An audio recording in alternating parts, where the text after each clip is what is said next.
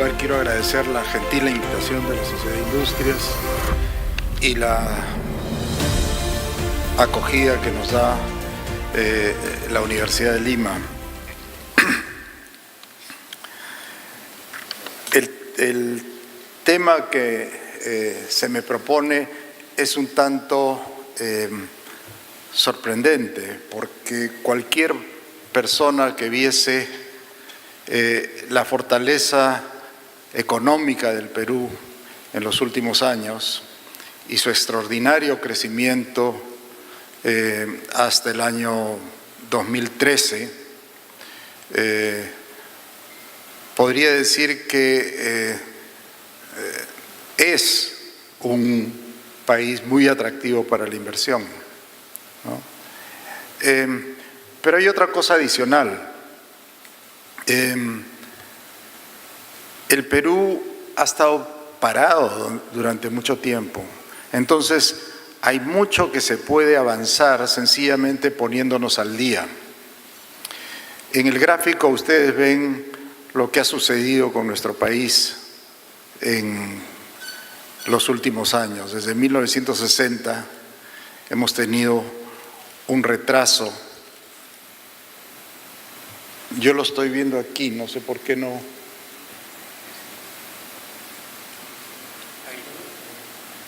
Ya.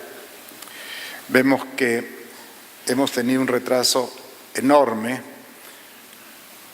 En el año 75 éramos un país muy parecido a Corea. Hoy día Corea está en otra parte, naturalmente, y otros países de América Latina nos han sacado ventaja. Pero cuando decía tenemos oportunidades de inversión, hay que mirar los 30 años en que hemos estado básicamente parados. Este es el ingreso per cápita del Perú durante esas 3 décadas, exactamente el mismo, ¿no? Pero hemos tenido un crecimiento sorprendente del 2002 al 2012.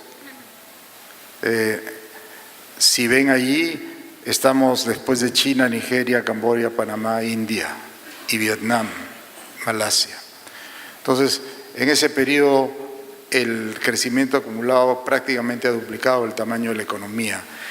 Y a pesar de todo lo que hemos oído en la introducción, vemos que para el próximo año el consenso de los economistas nos ponen en un lugar preferencial en términos de crecimiento en la región.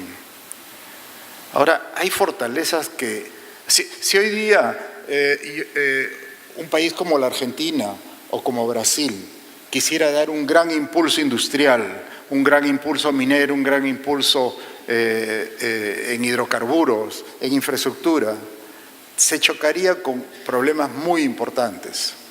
Les menciono algunos nada más. Brasil, por ejemplo, dedica al servicio de su deuda 8% de su Producto Nacional Bruto.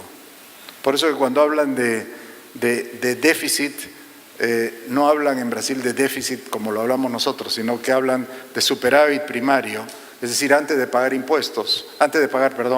intereses. El Perú no paga 8%, gasta 1%.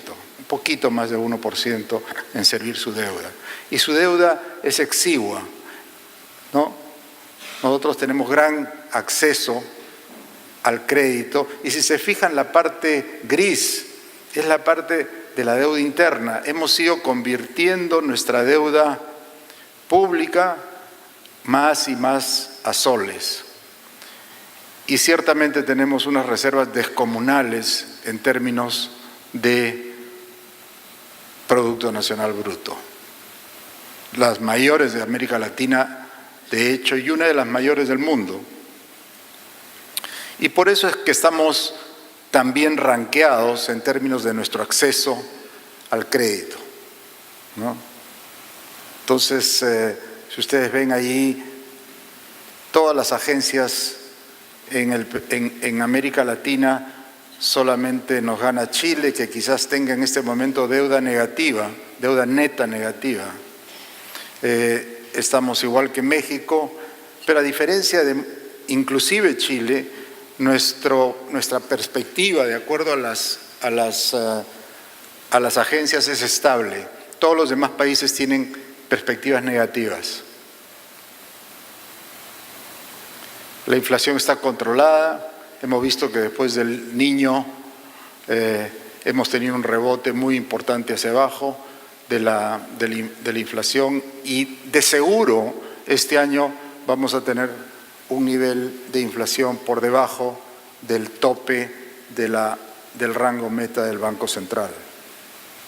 Y una cosa muy buena que nos ha sucedido últimamente, los términos de intercambio, es decir, la división entre los precios de las exportaciones sobre el de las importaciones ha empezado a subir. Eso es un preludio a una recuperación, siempre lo ha sido así. Y si comparamos los últimos 15 años, vemos que también, si bien es cierto, tenemos deficiencias enormes en la educación, nuestra población está mejor educada. La pobreza se ha cortado a la mitad. Y una cosa rara, cuando los países crecen fuertemente, como hemos crecido a tasas de cerca de 7% hasta el 2013, la desigualdad aumenta. En el Perú la desigualdad ha caído. Ese es el índice, el famoso índice Gini, que mientras más bajo indica más igualdad. La razón de este crecimiento con desigualdad menor tiene que ver con el hecho de que por primera vez en muchísimos años las regiones han estado creciendo más que Lima, y los sectores menos privilegiados de la sociedad han estado aumentando sus ingresos.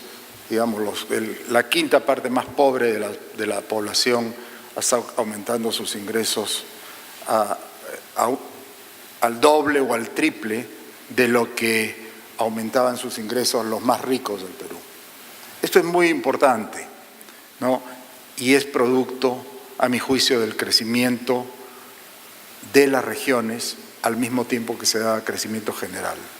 Ahora, el Perú a la mitad del siglo pasado solo progresaba cuando aparecía una gran mina, o un producto natural, o sucedía una exportación agrícola muy importante. Curiosamente, lo que ha estado impulsando el crecimiento en los últimos años ha sido la inversión. Y como mencionó el rector en su introducción, vemos que esa inversión, que es la barra gris, siempre ha estado liderando la barra anaranjada, que es la demanda interna, y el PBI, que es la otra demanda, que es el otro. Es decir, hemos podido impulsar el crecimiento en base a demanda interna. Y dentro de la demanda interna, ustedes saben, la demanda está compuesta por el consumo público y privado y por la inversión pública y privada.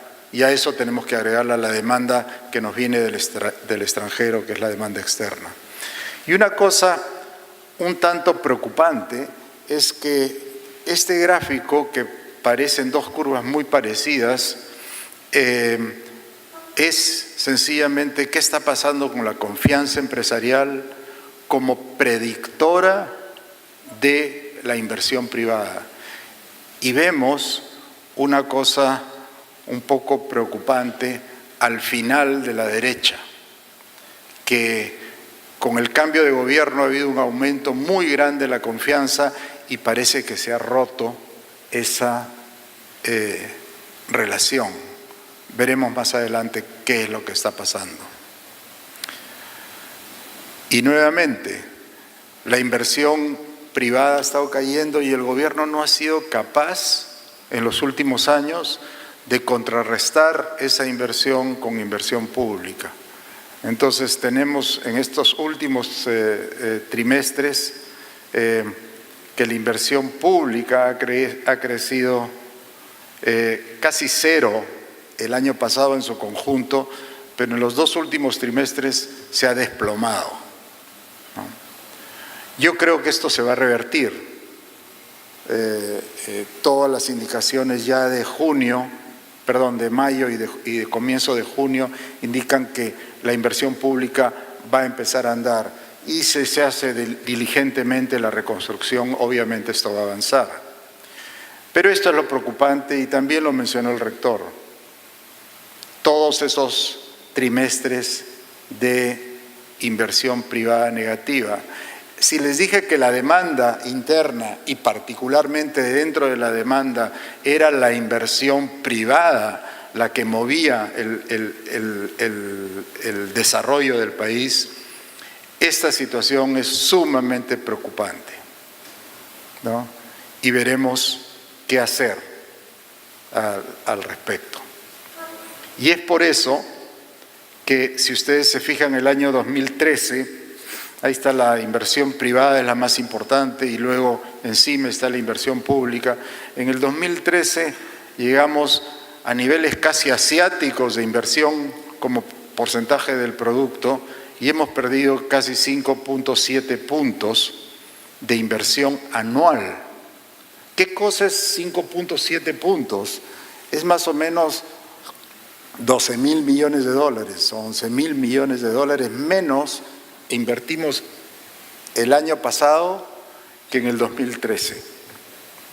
Algo intolerable en un país lleno de proyectos, lleno de empresarios, con acceso al crédito, con rating crediticio fabuloso, con bancos muy bien provisionados y saludables,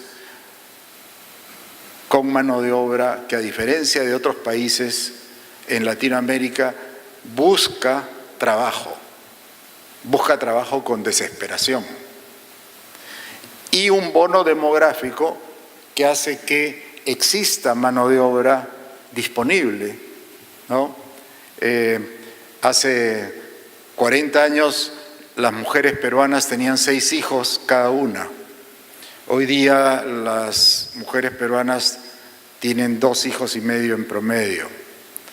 Eso quiere decir que poco a poco ese bono demográfico se va a ir agotando, ¿no? Pero por otra parte, no aprovechar ese bono demográfico con crecimiento es peligrosísimo, es aumentar la tensión, aumentar la informalidad, frustrar a la gente, ¿no?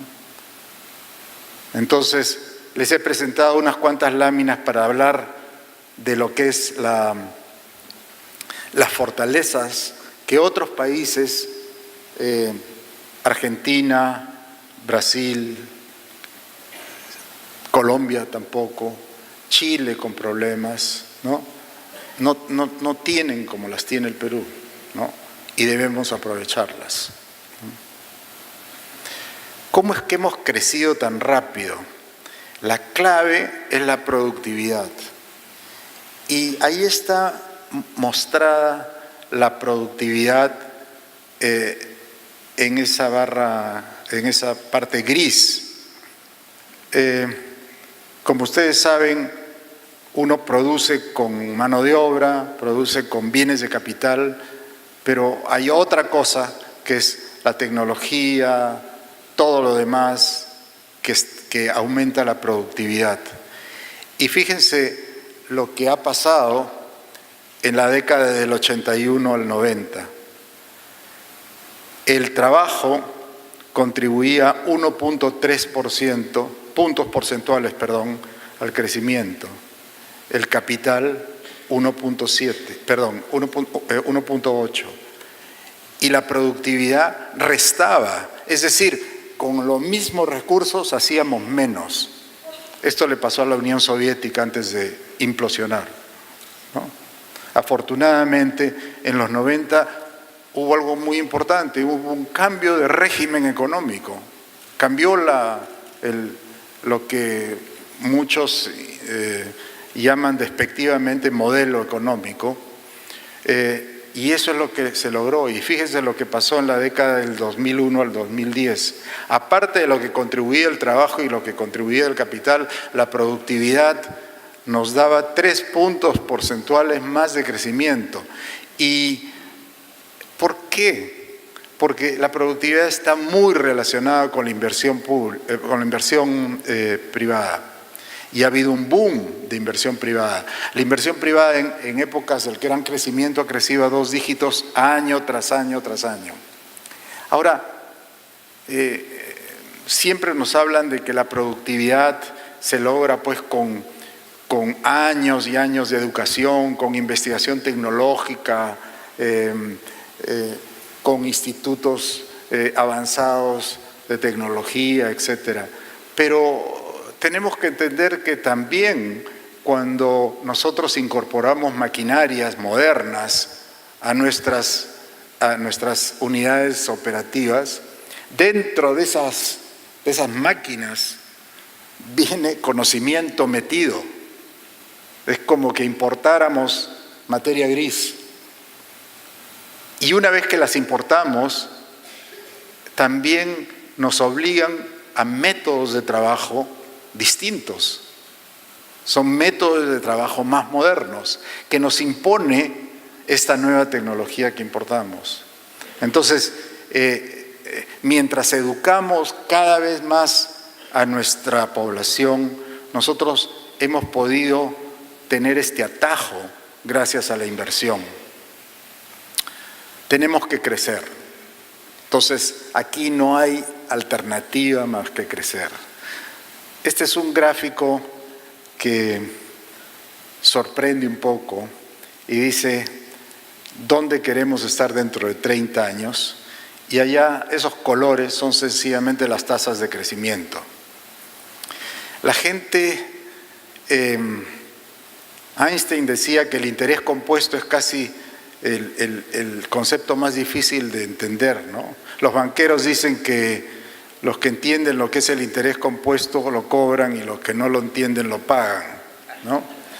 Como se puede ver en todas las ventas que se hacen por cuotas en muchos almacenes. Pero si crecemos al 2%, en 30 años llegaremos al nivel que tiene hoy la República Dominicana. Si crecemos al 6%, podemos llegar mucho antes, en el 2033 o el 2032, al nivel que tiene Holanda. Entonces, aquí por supuesto no solamente está la tasa de crecimiento del Producto Nacional Bruto, está la tasa de crecimiento poblacional, que afortunadamente se ha reducido, hoy día es 1.1. Como dije, si nuestras mujeres tuvieran 2 hijos, cada una, en promedio, la tasa se mantiene constante. 2 hijos en promedio es lo que hace que la población no crezca ni disminuya. El problema en muchos países, entre ellos Japón, es que tienen 1.4 hijos y lo que tienen es un montón de viejos y van a tener cada vez más viejos, ¿no? Esto quisiera que lo tengan en mente porque es una necesidad que no es imperioso. No es la diferencia entre 3 y 4%, no es 1, es mucho cuando se aplica el interés compuesto o la acumulación. Y eso es lo que da el empleo. Hemos estado generando empleos formales a ritmo de 5% por año. Y el último trimestre, el ingreso, el empleo formal urbano, que es como normalmente el que más interesa, porque el empleo rural a veces es estacional, etcétera, pero esta es una mejor medición, prácticamente se ha ido al suelo, ¿no? Y es algo que tenemos que remediar. Y quisiera que recuerden las primeras filminas que puse, porque ahí efectivamente indicaba que están las condiciones fundamentales para poder crecer, ¿no? Y esto es algo que preocupa. preocupa porque entran 300.000 chicos todos los años al mercado de trabajo y claro, todos están empleados. En el Perú no hay desempleo, lo que hay es un subempleo y una informalidad muy grande. Y el Perú, normalmente los países mientras más ingreso per cápita tienen, menos informalidad tienen, pero el Perú, de acuerdo al ingreso per cápita que tenemos hoy día, tiene 20 puntos más de informalidad que lo que le correspondería, ¿no? Hay ejemplos en Turquía, hay ejemplos en la misma Colombia, mírenlo ahí en el gráfico, ¿no? De que se puede bajar la informalidad. Ok, y el problema de la informalidad, la gente dice, ¿por qué hay ambulantes? ¿Por qué hay tanta gente haciendo todo tipo de cosas? Pero miren, si la gran empresa tiene 100 de productividad, la pequeña empresa, la microempresa tiene 6. Con 6 no alcanza ni para pagar salario mínimo, ciertamente tampoco para dedicar a 2 de los 10 trabajadores a estar lidiando con la municipalidad, con la SUNAFIL, con todo lo que ustedes conocen, ¿no? Entonces, sucede en el Perú un fenómeno muy extraño. No hay empresas medianas, que son las que eventualmente se vuelven empresas grandes y las que se integran con las empresas pequeñas, ¿no?, de manera productiva. No hay empresas medianas porque una empresa mediana digamos de 11 a 100 trabajadores, ¿no?, no puede dedicar pues el 20% a la tramitología, no puede dedicar gran cantidad de recursos a lidiar con la cantidad y la malla burocrática que ha ido creciendo en el Perú últimamente. Bueno, estamos al final de los países de la Alianza del Pacífico en el índice de competitividad global. Estamos cerca de Colombia, pero Chile está bastante más arriba, ¿no? Y veremos qué cosas hay detrás de eso. Tenemos ventajas y desventajas. Las ventajas es que tenemos un mercado financiero que funciona, tenemos un ambiente macroeconómico, como mencioné en las primeras láminas, excepcional, pero tenemos un problema de recursos humanos en salud y educación, lo que los economistas han venido a llamar las 3 Is, en donde estamos muy mal: infraestructura, instituciones e innovación.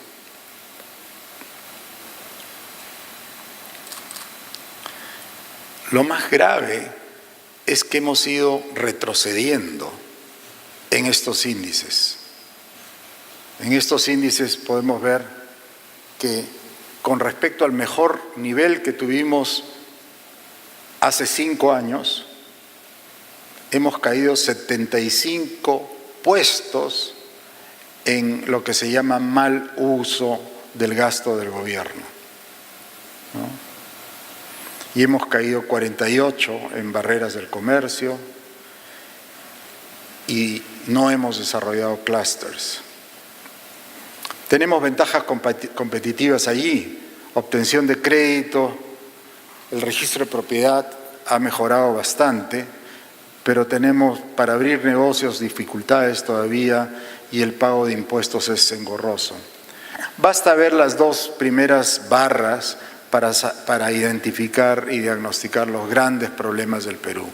Tenemos una burocracia complicadísima, que no era así hace 20 años, ¿no? Han surgido todo tipo de instituciones para lidiar para ser una empresa uno tiene que relacionarse con muchas partes del Estado, ¿no?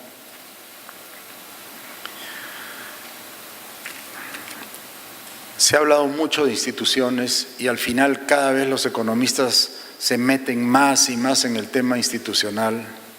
Y aquí lo único que tengo, fíjense en la última columna, Esto es cómo hemos retrocedido en instituciones, en todas esas características que son los subpilares de las instituciones en los últimos 5 años, ¿no?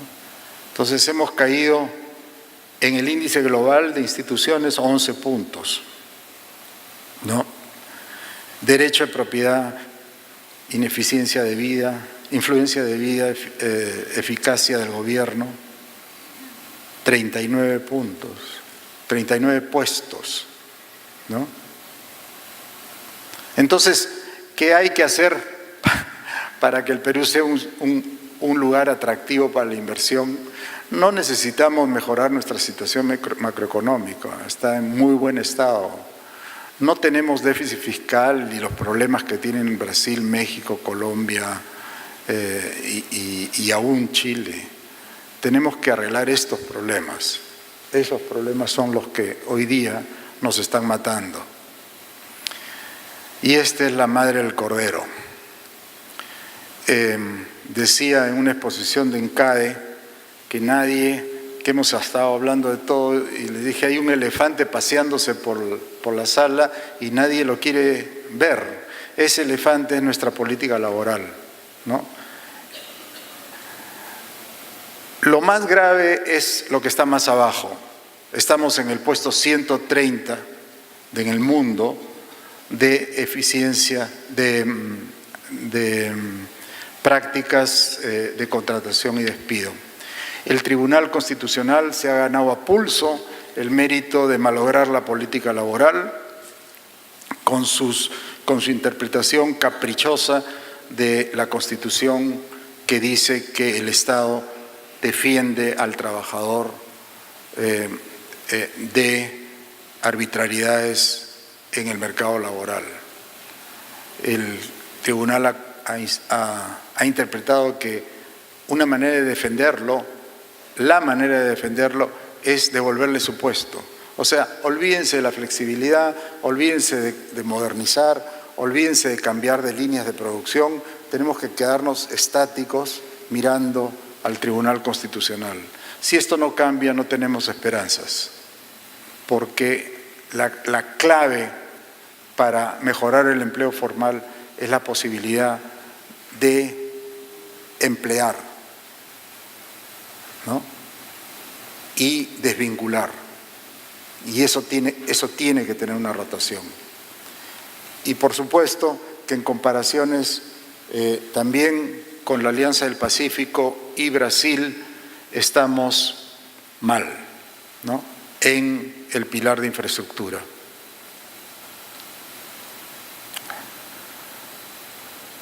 ¿Cómo se habrá enredado la burocracia que tenemos aquí a nivel en la inversión pública? 4.293 obras paradas. Ahí está ¿dónde están? ¿No? ¿En qué sectores? Entonces ustedes se sorprenden ¿y por qué es esto? Porque esas prácticas de inversión pública están muy mal. Cada entidad estatal formula sus proyectos de inversión pública. Hay un montón de municipios y gobiernos formulando las mismas cosas. En el cuadro superior derecho, para hacer una pista y veredas, para cada vereda se hace un expediente técnico, un contrato, una supervisión, etcétera, cuando se podría hacer todo en un paquete, ¿no? También en el cuadro inferior derecho pueden ver que aquí el Estado ha hecho muchas veces obra pública y esa obra pública se ha destruido porque nunca se ha dado mantenimiento, porque no ha progresado suficientemente el efecto de las asociaciones públicas y privadas que contienen mantenimiento. Este gráfico es bien viejo, pero no puedo dejar de mostrárselo. Lo hizo uno de los mejores funcionarios que tiene el Estado, que se llama Pasco Font, que dicho sea de paso ya por supuesto está denunciado y judicializado por la Contraloría y por todo el mundo, porque es bueno. Ese es su pecado, es que es bueno. Y nos mostró que hubieron 12 pasos para una inversión muy importante en una salita de espera en el aeropuerto de Piura. Tomó 1.432 días después que se solicitó permiso para poner aire acondicionado en la salita. Ahí están todos los pasos, ¿no? Entonces, no solamente es un hombre que se da cuenta de nuestros problemas, sino que por darse cuenta está pasando por dificultades. Y lo mismo ahí, cosas que deberían, si ven los tiempos en las dos últimas columnas, el tiempo establecido para un trámite y los tiempos reales son totalmente distintos. Ahora, estuve el otro día con el nuevo ministro de Industrias, de Producción, y estaba muy preocupado, no más que por la industria, estaba preocupado por la construcción y por la minería, porque en realidad hay sectores enteros de la industria que están pasando penurias increíbles porque esos dos sectores están atrasados. Eso no era así hace solo 5 años. Yo me he paseado por una de las minas de oro más grandes del mundo, en República Dominicana, Pueblo Viejo, y caminando por ahí me he sorprendido de ver maquinaria tras maquinaria hecha en el Perú. Hemos visto maquinaria peruana exportada a China, ¿no? ¿Qué cosa ha pasado con todas esas industrias? Están realmente en un estado calamitoso porque está parada la minería, está parada la construcción, ¿no? Entonces, esto de hablar únicamente de la industria, únicamente de la construcción, únicamente de hidrocarburos, la economía es una sola. Los sectores nosotros los dividimos por razones prácticas nada más. Tenemos que pensar en que cuando hay crecimiento, crecen todos, ¿no? Miren lo que le compra la minería en el año 1994, 2007 y 2012. El 44% de la producción del sector manufacturero era comprado por la minería en el sector de productos metálicos. El 2007, cuando se empezaban a construir las minas que acaban de empezar a generar grandes exportaciones. Lo interesante es que uno dice, hoy pero hagamos esta mina, pero empezará a funcionar pues dentro de 5 años. No, la minería genera más actividad y más producción en la etapa constructiva que en la etapa de exportación, por definición, ¿no? Porque si no, por la inversión es grande y se recupera en muchos años, ¿no? Y en maquinaria y equipo, miren lo que está pasando. Es casi un reflejo de lo que pasa en la propia industria. Ahora, hablo de la minería porque este es un gran territorio minero que, a diferencia de cuando el Perú tenía minas que se llamaban de enclave, es decir, minas que estaban ahí aisladas, hasta traían su comida del exterior. Hoy día la minería está íntimamente ligada a la industria, sobre todo industria, pero también muchos servicios, transporte, comercio, etcétera, ¿no? Y miren el cuadro de la derecha, lo que dice el Instituto Fraser. El Perú está en el puesto 10 de todo el mundo, por encima de Chile, en términos de atractivo para la inversión minera, ¿no? Si ustedes hablan con los metalmecánicos en la sociedad de industria, le dirán que cuando empieza una mina, saben exactamente lo que van a vender, saben la proporción exacta de cuánto van a vender y qué actividad van a tener, ¿no? Donde dice índice de percepción de políticas, estamos muy mal, estamos muy por debajo de Chile.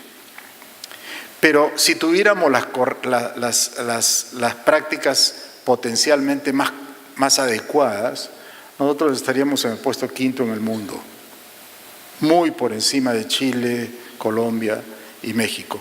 Esto a la izquierda, esto lo puedo dejar, es cómo se miden estas cosas, y quien hace estas mediciones es el famoso Instituto Fraser de Minería. Entonces, para terminar, quisiera enfatizar algunas cosas. Primero, que tenemos una situación ideal para dar impulso a la economía en todos los sectores y a la industria en particular. La industria tiene una gran ventaja, que hoy día no está protegida. La industria que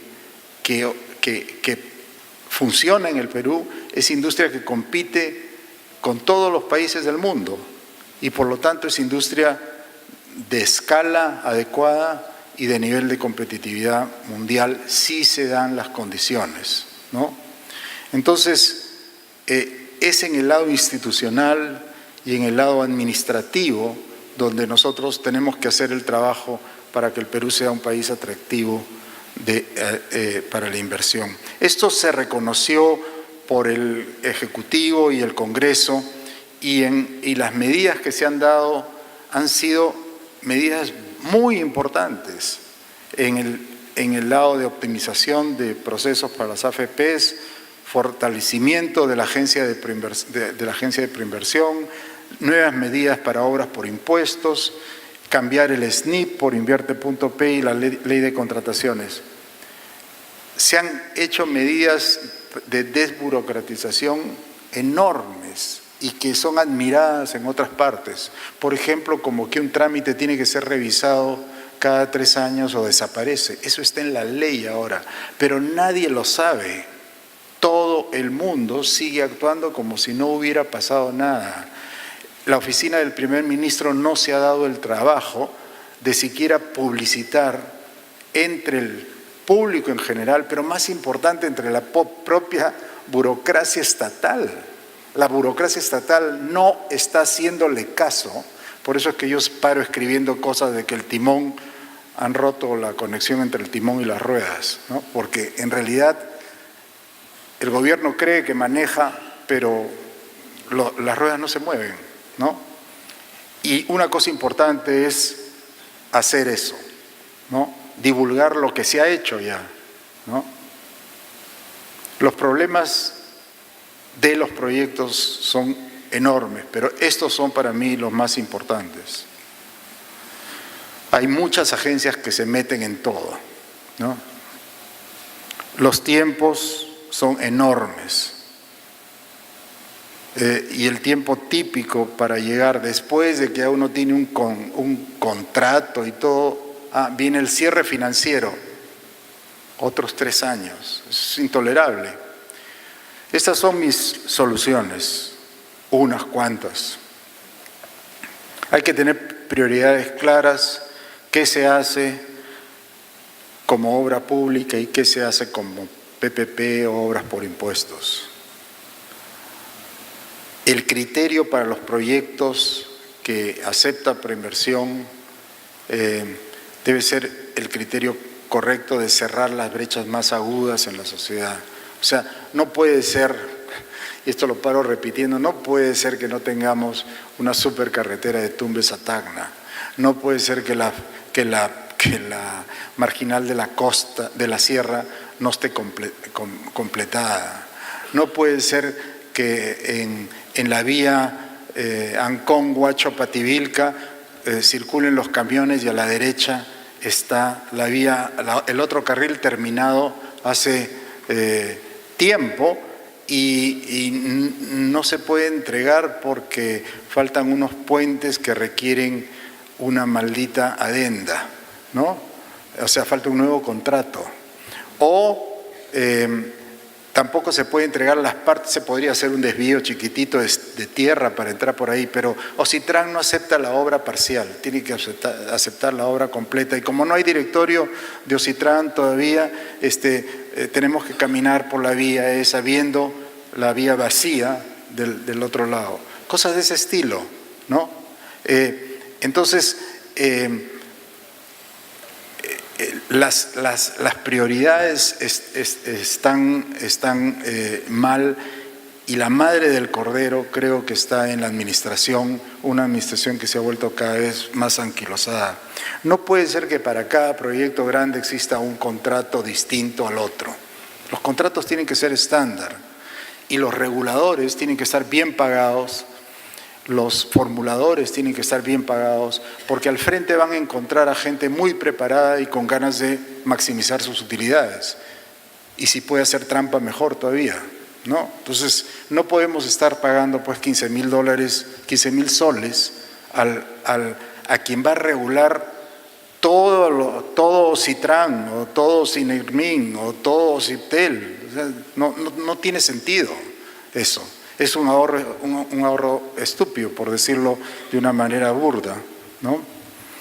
Y creo que tiene este asunto de las multiagencias gubernamentales tienen que parar. Paro aquí, pero quiero enfatizar una cosa. El Perú está en una situación inmejorable para tener más y mejor industria, ¿no? Más y mejor industria. La industria está muy bien integrada, imbricada con el resto de la economía, ¿no?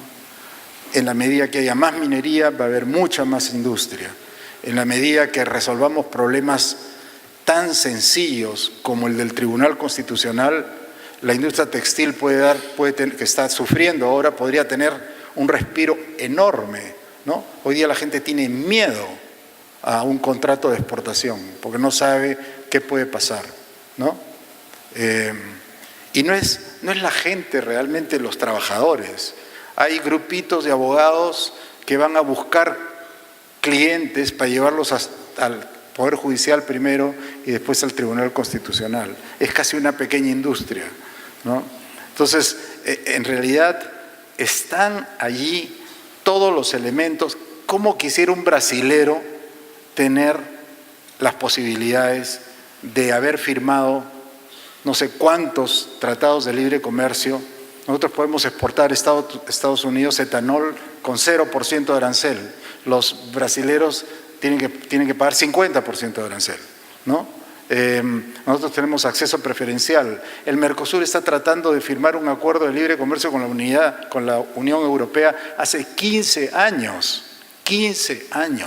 y no se ponen de acuerdo ni no se pondrán de acuerdo porque son fortalezas cerradas, son países en que en realidad su industria primeramente está 20 años atrasada, y segundo, son mecanismos para que las multinacionales se intercambien subsidios, ¿no? Yo te vendo un perro, tú me vendes 2 gatos, etcétera, ¿no? Entonces, ese es el principal problema de los países cerrados.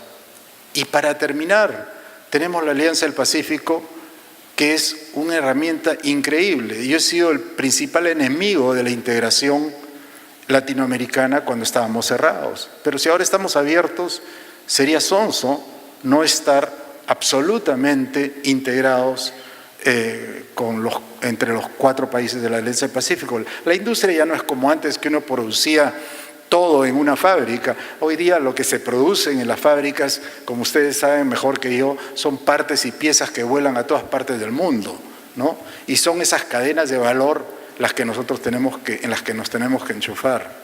Y los tratados de libre comercio que tenemos que perfeccionar tienen que enfatizar mucho el tema de acumulación de origen. Es decir, nosotros deberíamos, de todos los 4 países de la Alianza, poder importar y exportar partes, piezas, insumos con libre movilidad, también de técnicos, personas, etc.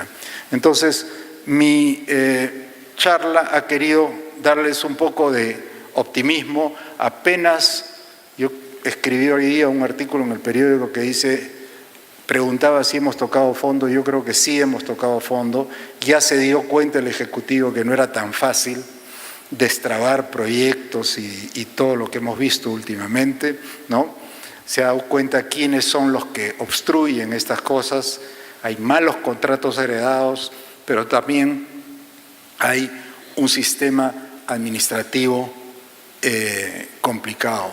Y por último, necesitamos concertación política. Sin eso no llegamos a ninguna parte. Muchas gracias.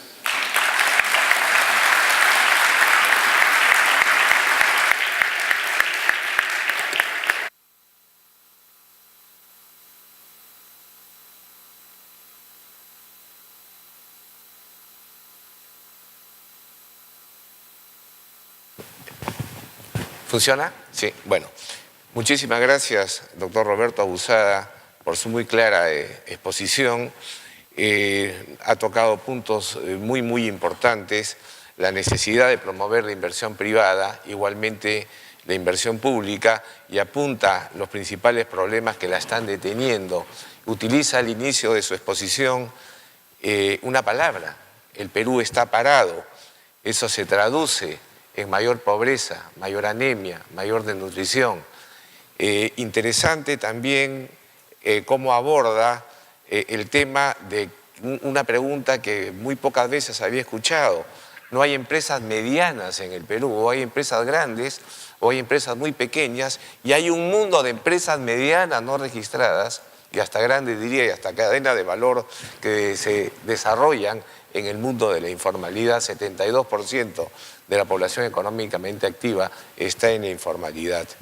Y la manera de corregir todos estos temas, evidentemente, pasa por una adecuada legislación y pone especial énfasis en el tema laboral. Y lo que dice es, si no resolvemos la legislación laboral o los problemas que se originaron en el Tribunal Constitucional, que hacen que el Perú sea un país extremadamente rígido, que no promueve el empleo, no vamos a ninguna parte. Y ese es un elefante que se ha venido paseando, pero es hora que veamos a ese elefante todos y veamos de qué manera solucionamos ese problema. También habla de cómo está comparado el Perú con los demás países, no digamos los más desarrollados, sino los que conformamos la Alianza del Pacífico, y nos estamos quedando a la saga. Y eso motiva también una preocupación.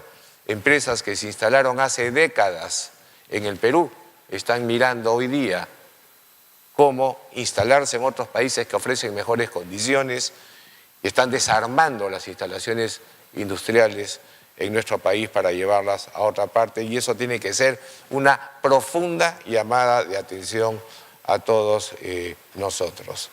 También rescata el tema de la institucionalidad, los problemas de la inversión pública, como un ejemplo alucinante del aire acondicionado en el aeropuerto de Piura. Naturalmente no para todo el aeropuerto, ni mucho menos para la pista de aterrizaje, sino para el salón de espera. Realmente es increíble. Totalmente de acuerdo también con el comentario que la economía es una sola. Crecen todos los actores y son oportunidades de crecimiento igualmente para la industria. Menciona el caso de la industria metalmecánica, las maquinarias que ha visto en otros países. Proyecta también un estimado de cómo estará el Perú hacia el año 2047, me parece, si es que hacemos las cosas bien, y cómo estaremos hoy día si las cosas no las hacemos bien.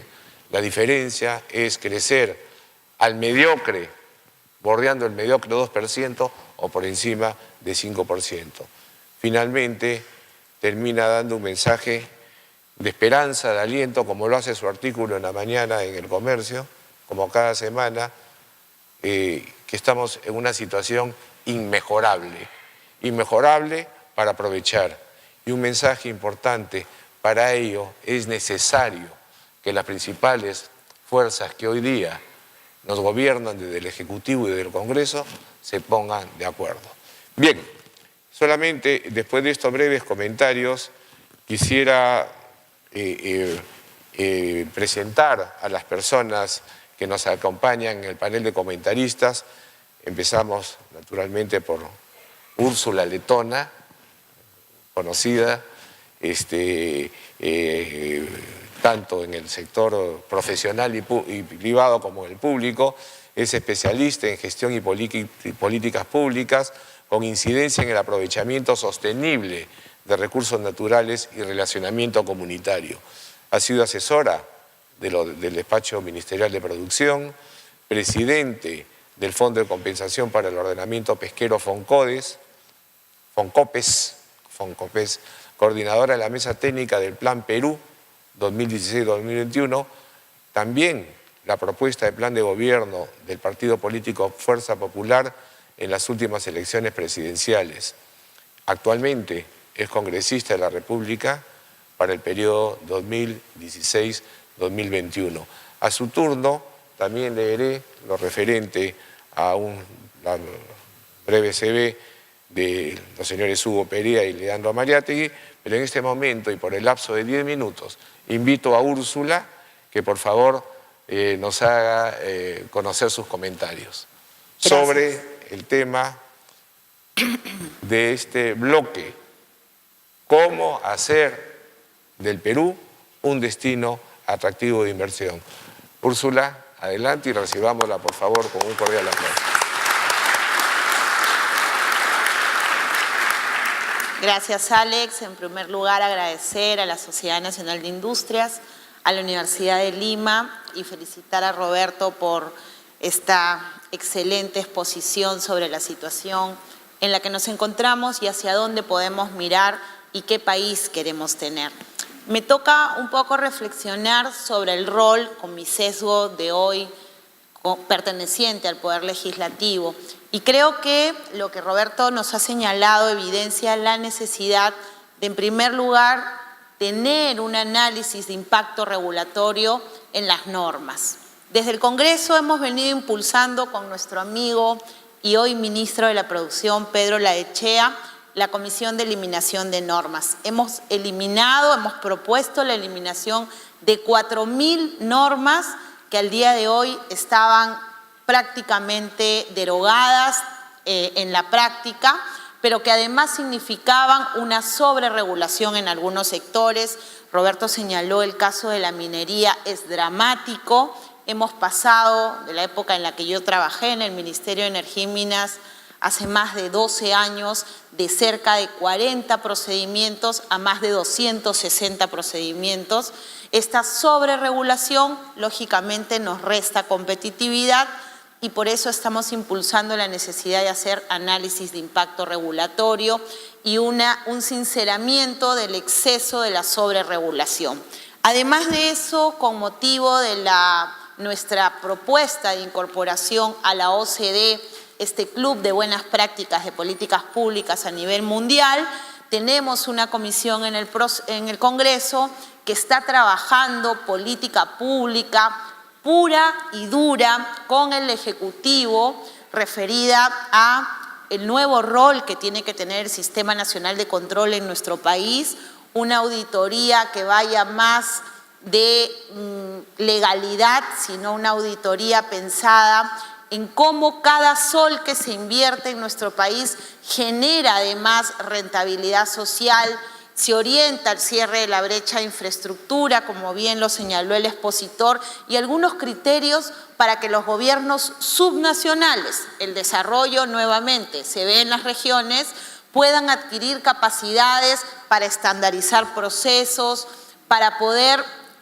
aplicar economías de escala, intervenciones en conjunto y de esa forma ponderar ya no el fraccionamiento de nuestro territorio, sino más bien las mancomunidades, tanto de municipalidades como de gobiernos regionales.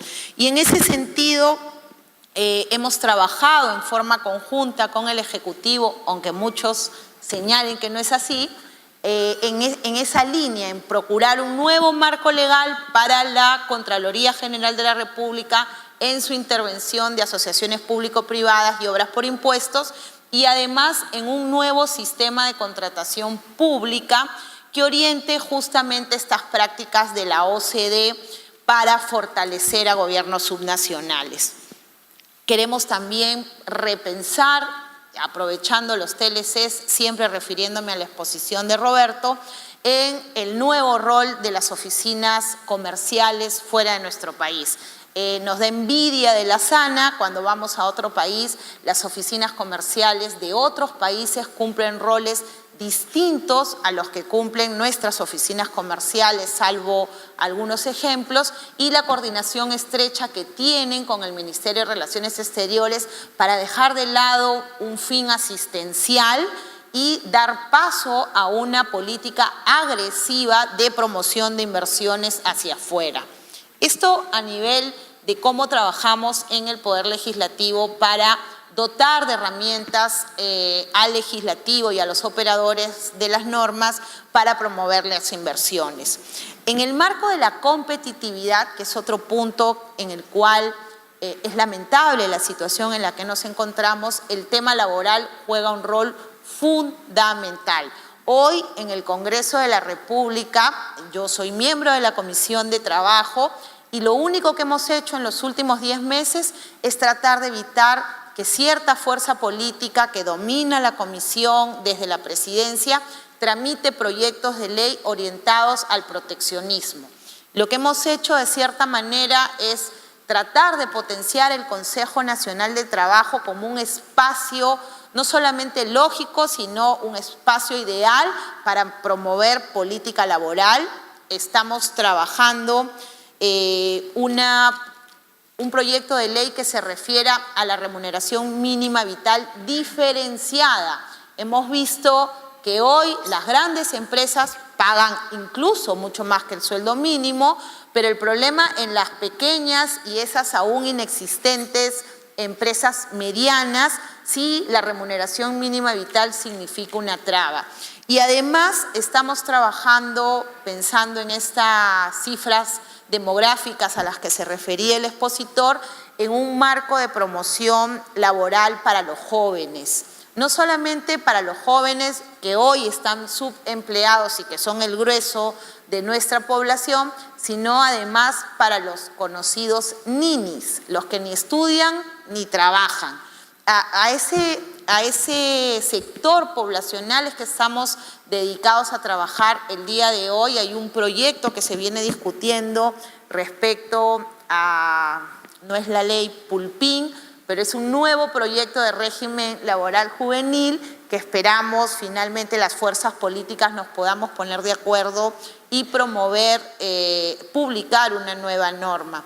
Y finalmente, Alex, porque creo que es un tema importantísimo que no hemos podido mirar a profundidad, es el tema de la educación. Acabamos de aprobar una ley de institutos técnicos haciendo incidencia, como dijo el expositor, del desarrollo en las regiones.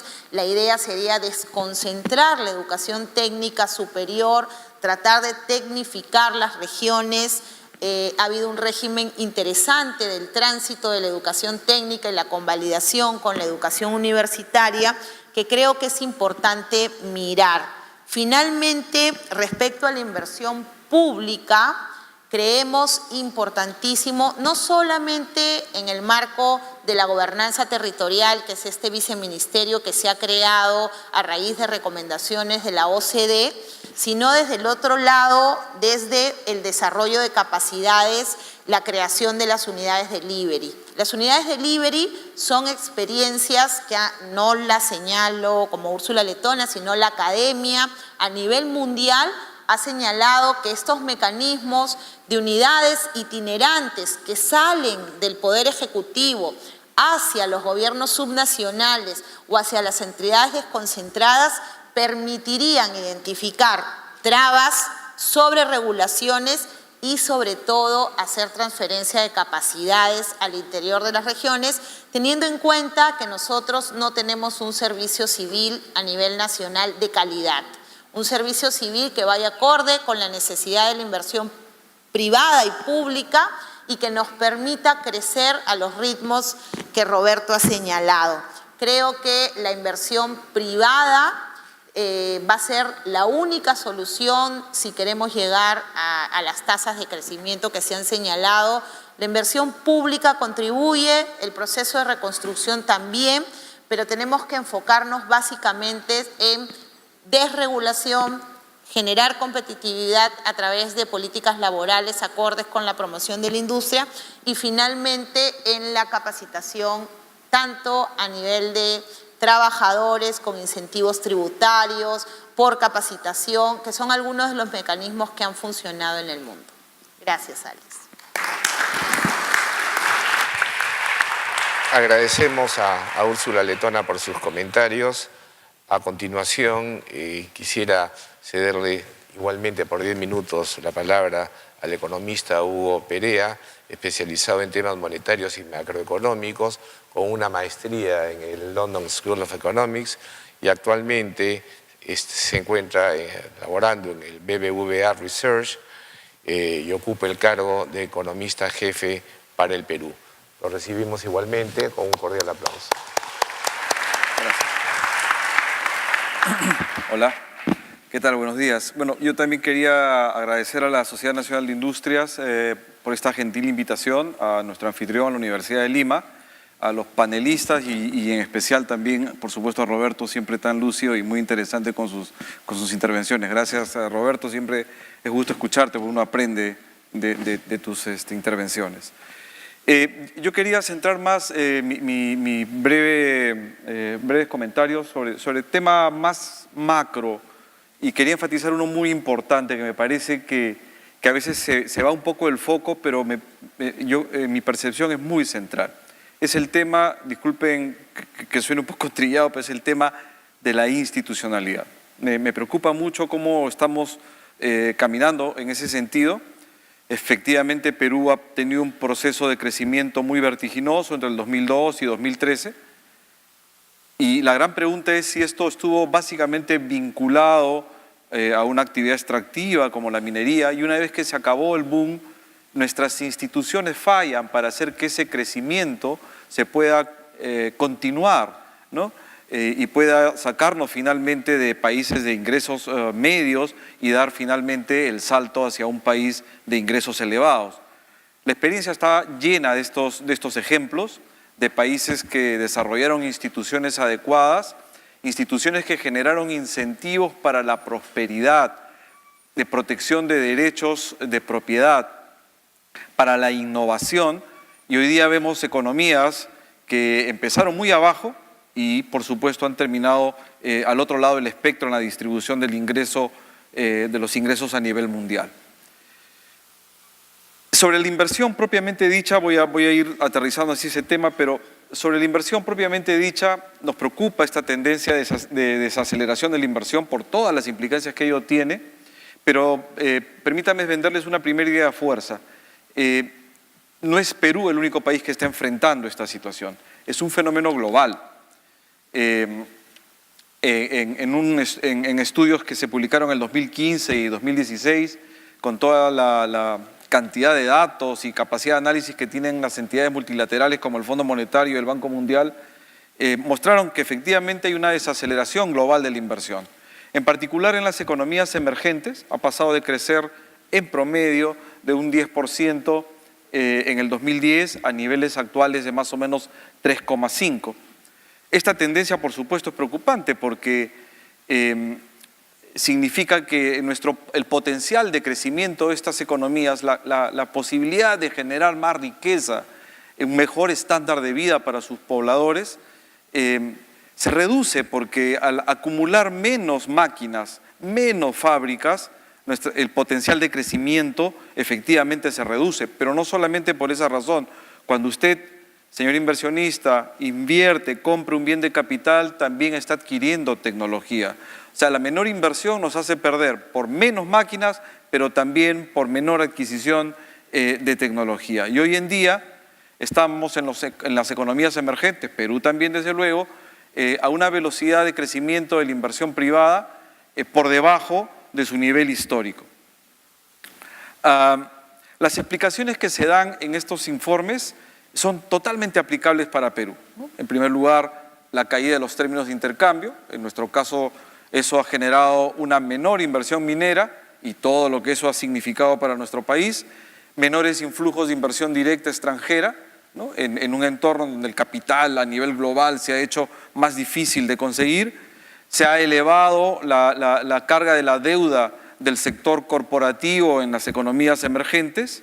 También se percibe un mayor riesgo e incremento del ruido político. Y finalmente, un crecimiento más débil. Es un poco la idea de ¿para qué voy a invertir si el mercado no crece? Entonces hay una especie de endogeneidad entre bajo crecimiento y menor inversión y bajo crecimiento, una especie de retroalimentación y círculo vicioso que está demostrando algo difícil de vencer.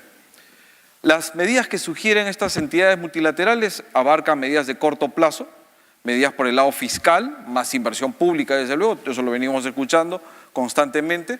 La inversión pública directamente afecta a la acumulación de capital, políticas monetarias más laxas que reduzcan los costos de financiación de la inversión, reducir los costos de transacción para iniciar un nuevo proyecto, un nuevo negocio, mejorar la gobernanza corporativa y hacer reformas en el sector financiero para asegurar una mejor asignación de los recursos en la economía, reformas del mercado laboral y de productos, de tal manera que esto, si mejora la rentabilidad de la empresa, incentiva una mayor inversión. Y finalmente, me reservo lo que en mi opinión es lo más importante para sostener el crecimiento hacia adelante, mejorar la institucionalidad, buscando fortalecer los derechos de propiedad. ¿Por qué esto último es importante? Porque en economías de mercado, las economías de mercado modernas, el tema de la institucionalidad va al corazón, el tema de los derechos de propiedad va al corazón de la forma como nos organizamos las economías de mercado, las economías actuales.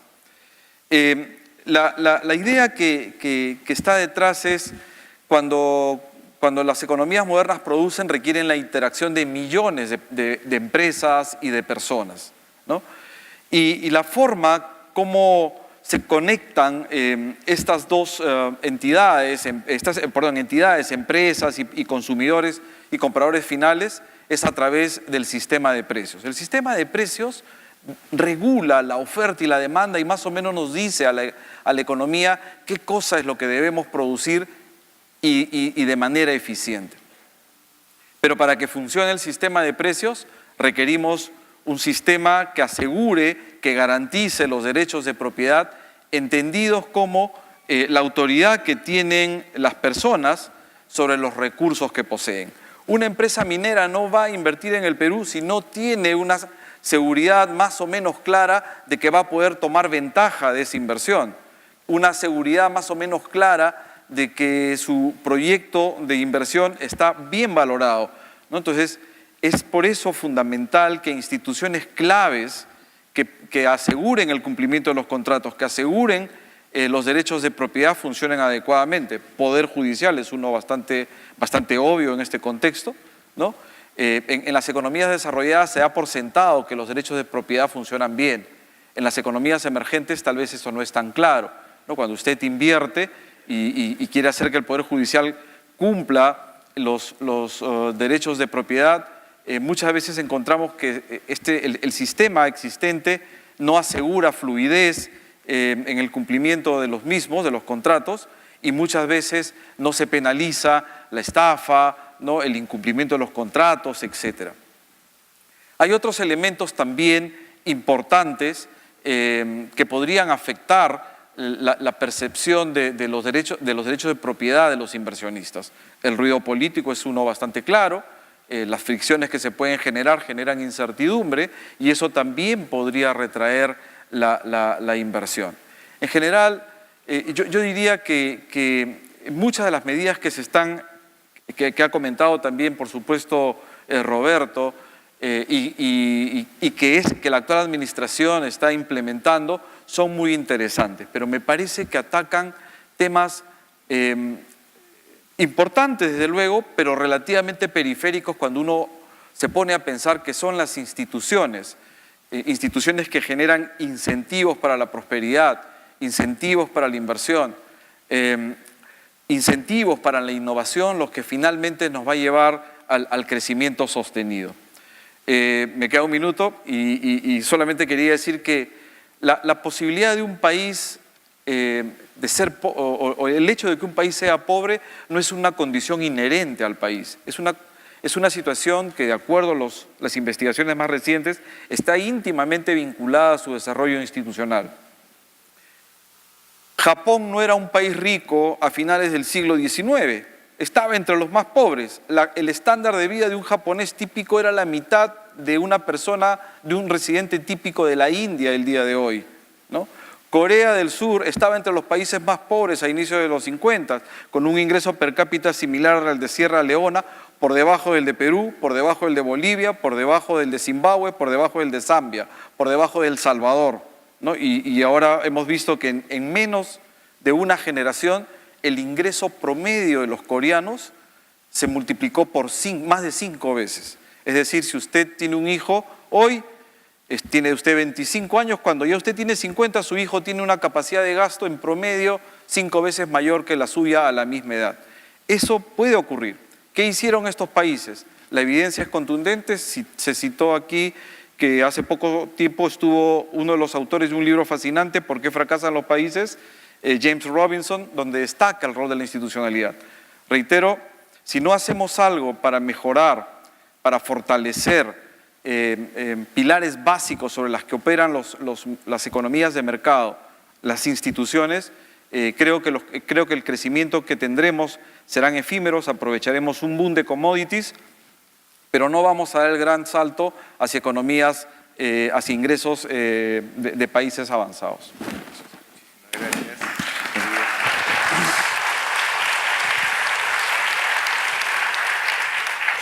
Muchas gracias, Hugo.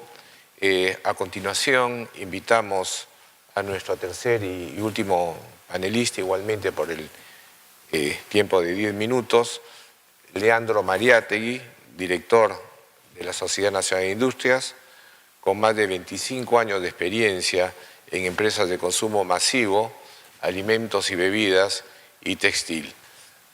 Leandro, adelante, por favor.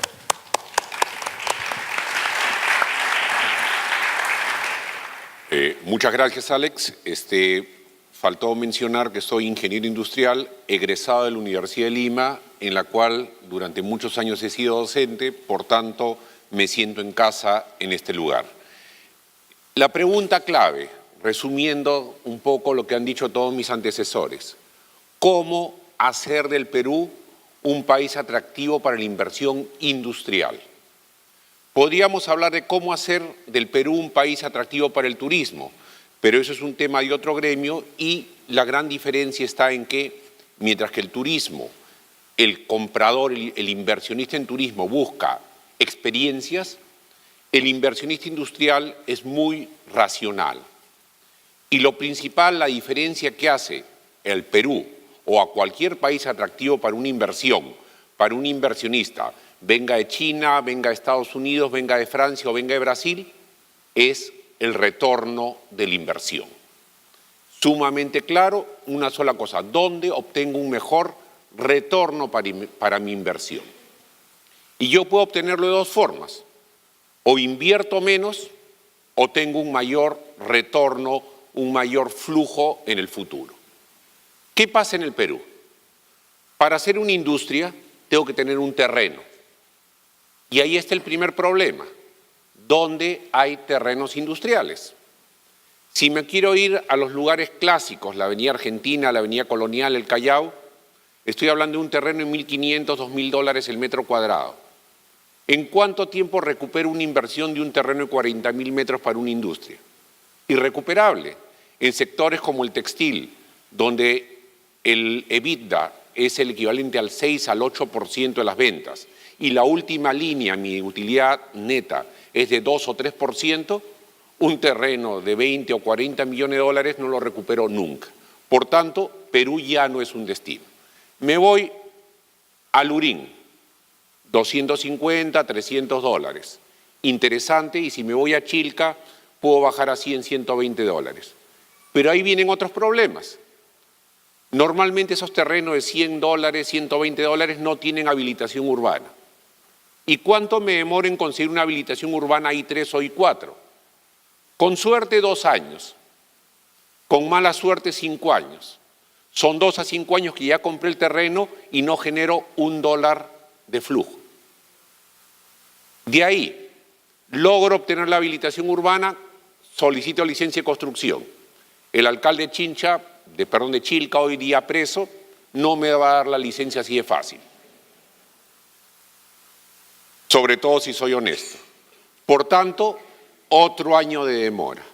Y una vez que construyo, para que Indesi me dé el pase para empezar a operar, voy a tener que sufrir bastante.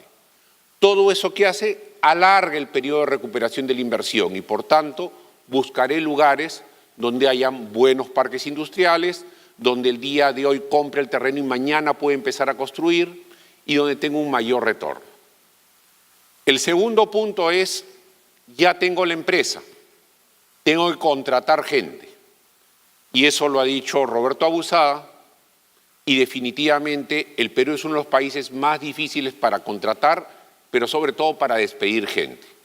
La congresista Úrsula Letón ha hablado del tema de algunas alternativas, pero el día de hoy, como ya lo han dicho, el Tribunal Constitucional se ha encargado de que el Perú tenga una ley laboral Frankenstein. La única alternativa que tenemos los exportadores para contratar gente es la ley de exportación no tradicional, la 22342, que el día de hoy hay varios misiles apuntando esa ley. ¿Qué pasa si mañana desaparece la ley 22342? Es industria exportadora, agroindustrial, textil, entre otras, desaparece. No porque querramos despedir, porque el industrial no quiere despedir a nadie, al revés quiere contratar más gente. Si yo necesito y contrato más gente es que me está yendo bien. Pero si depende de una orden de compra, de Walmart, de Old Navy o de cualquier gran empresa del mundo, y un mes no llega, yo no puedo estar pagando sueldos mientras que no tengo ingresos. Entonces tenemos que tener flexibilidad laboral. Otro punto que también afecta el retorno de esa inversión es la infraestructura. Si bien el Perú está centralizado en Lima, y en Lima, pese a todos los problemas, hay una infraestructura, tenemos puertos caros, pero los tenemos, no es posible que en Arequipa, en Matarani, no se pueda exportar a través de contenedores. La infraestructura genera sobrecostos, y los sobrecostos, ¿dónde afectan? El margen, y al haber menor margen, va a haber un menor retorno. Otro tema que también genera un menor margen son todos los gastos por la sobreregulación. Si nosotros sumamos las inspecciones que tenemos en SUNAT, SUNAFIL e INDECI, para decir solo 3 y no hablar de los gobiernos regionales ni municipales, tenemos que tener un equipo de gente que está dedicado solo a recibir a estas personas. Normalmente un área de contabilidad de una empresa mediana, grande, que factura unos 20 millones de dólares, podría manejarse con 3 personas. Pero para cumplir todos los requerimientos de SUNAT necesitamos 5 a 6 personas. Esos sueldos van contra la productividad de la empresa. Igualmente, el equipo de personas que tenemos para manejar contratos, solo contrato de trabajo en el área de recursos humanos, nos aumenta entre 2 y 5 personas la planilla. ¿Y dónde va? Al margen, a la productividad. Por tanto, tenemos una serie de aspectos y regulaciones que hacen que el Perú sea menos atractivo que otros países. Volviendo al rubro textil, Centroamérica ha captado mucha más inversión que Perú en el desarrollo textil, pese a que no tiene los recursos que tenemos nosotros, que no tiene las fibras que tenemos nosotros, que no tiene la calidad de hilo que tenemos nosotros, que no tiene la calidad de tela que nosotros, pero sí tienen algo: mucho apoyo del Estado, parques industriales a costos muy accesibles, costos de mano de obra sumamente adecuados, baja regulación y un ambiente promotor de la industria. Por tanto, tenemos que dar las condiciones.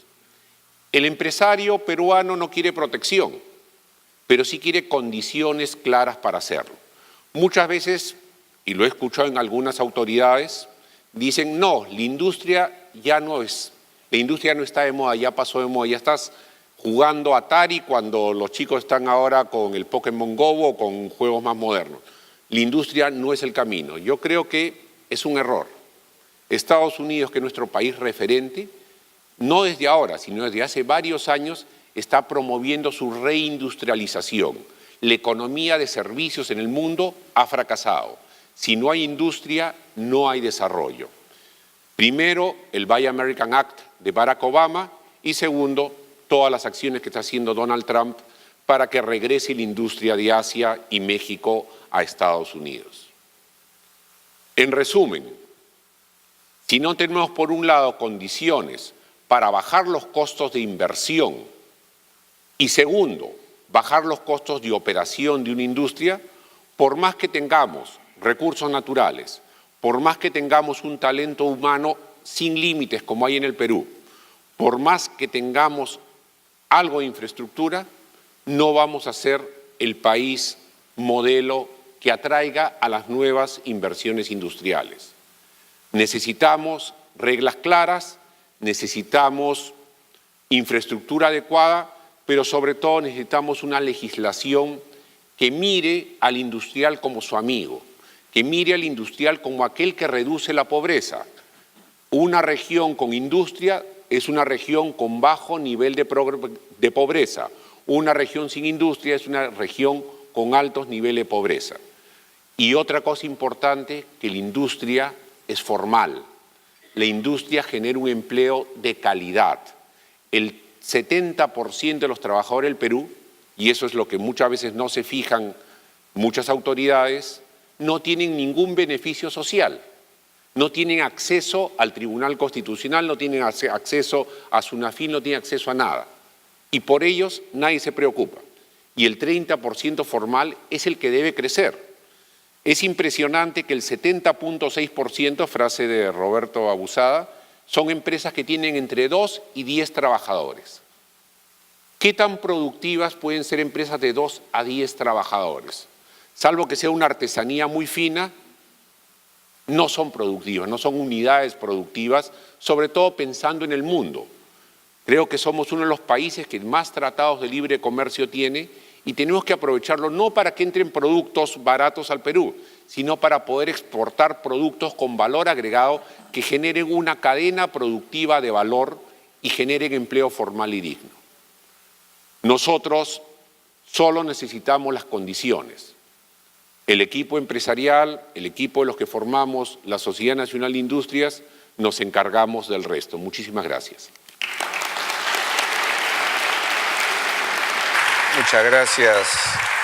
Muchas gracias, Leandro Amariate. Y unas reflexiones simplemente para terminar el reto, es poder retomar los niveles de crecimiento por encima del 5%, y para lo cual es impostergable emprender las reformas que se requieren para tener una legislación laboral promotora de empleo, tributación competitiva, eliminar las sobreregulaciones y excesivos trámites y sobrecostos, y naturalmente también disminuir la brecha en infraestructura que bordea los 140.000 millones de dólares.